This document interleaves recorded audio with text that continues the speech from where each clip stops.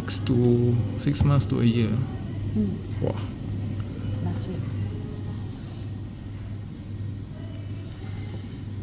So Omega just released the latest and greatest Speedmaster Moonwatch in a white lacquer dial, and we've known about this watch a few months ago when it was first seen on Daniel Craig's wrist. But despite that, when Omega officially announced it, people still went crazy, and it just goes to show the status of the Moonwatch and why it's arguably the perfect watch. But anyway, before we see the watch in person, I just want to go a bit about the details of the watch. So it comes in 3 different variations. First, in a stainless steel bracelet with a quick adjustment clasp, and it's exactly the same as the standard Speedmaster with the black dial. And pretty much everything else is the same except for the dial, but we'll get into that later. It also comes in a rubber strap with a deploying clasp, and this rubber strap is especially nice because it fits flush to the dial. And lastly, I did not expect to like this strap as much as I did, but this one is more of a sportier vibe. It has a white stitching that accents nicely with the dial, and then underneath with some red stitching, which also again accents nicely to the red text. So enough about that. I think it's about time to check out the watch in person, and here she is. And I have to say, first impressions, what a beauty. I think Omega again, they really know how to treat the Speedmaster lineup well. I know there's been a million other variations, but they somehow still managed to do one better. And as good as this watch looks in the pictures and the videos, in person it is 100 times better, and you really have to check it out in person. But just be careful, you might just accidentally put your name on the wait list. And I'll touch on the wait list in a little bit, but this dial is really beautiful, and it's a pure white lacquer dial, and it is very bright in person. In certain lighting it looks like porcelain. There are also details on the sub dial which can only be seen on certain angles, and I think that's pretty cool. So there are really 2 main differences between this and the standard Speedmaster. Mainly is the white lacquer dial, and then secondly is the applied hour markers that is in black as compared to the printed hour markers on the standard Speedmaster. And lastly, the main difference is of course the price. This one has a premium of about $100 plus more than the standard Speedmaster, and I think for me it is justifiable because it is not just a change of color, it's a different material, and they applied the hour markers differently. And to be honest, I'm surprised that Omega did not command a higher premium, but again, these kind of things you cannot please everyone, but for me it is okay. But let me know what you think of the price differences. One fun fact about this white dial Speedmaster is I believe this is the first standard production white dial Speedmaster ever. Previously, if it's a white dial Speedmaster, usually is a limited edition like the Silver Snoopy or the Olympics edition. So this, I might be wrong, but this is the first ever standard production white dial Speedmaster.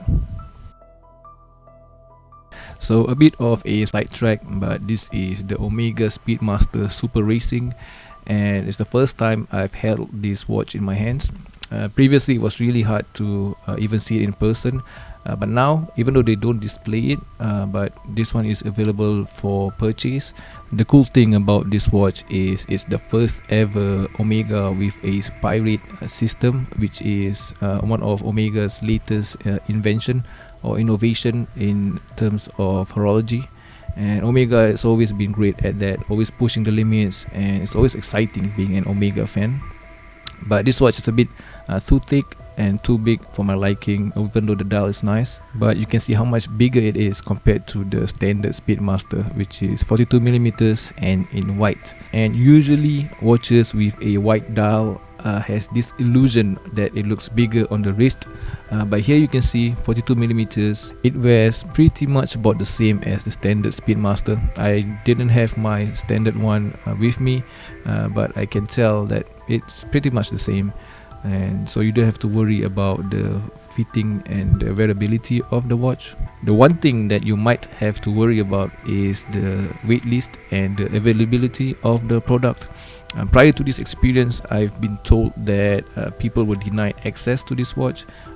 They know that the watch was in the boutiques, but they weren't given access, even though they say that they won't take pictures or videos of it. But for me, I was totally unplanned. I literally came in to take out the strap of my Seamaster, and then my SA was there, and she told me that if I wanted to see the watch. So different experiences. Let me know how it is at your boutiques in wherever you guys are from. And yes, I've been told that the waiting list is about 6 months to a year, but of course that is a safe estimate. They're afraid to commit any time earlier, but I think it varies from location to location and from country to country. So let me know again how it is from your boutiques.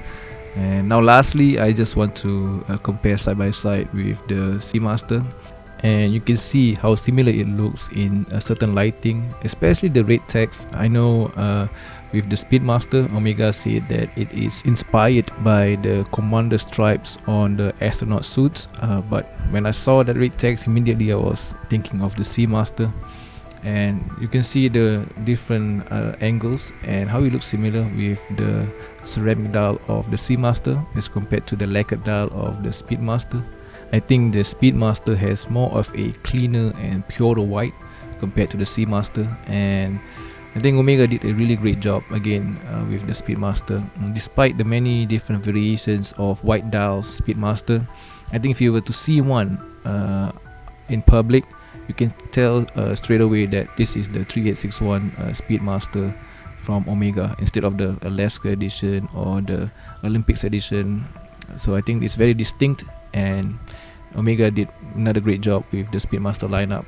But also stay tuned for more Speedmaster news, because I've been told that this year is more of the Speedies year. Omega will focus more on the Speedmasters, so I think we're in for more exciting releases. But yep, I'll leave you with more of these shots, and let me know if you'll be getting one. But for me, I think that if this is your first Speedmaster or your fifth Speedmaster, I think you'll be adding one more to the collection. And with that, thank you for watching, and I'll see you on the next one. Take care, guys.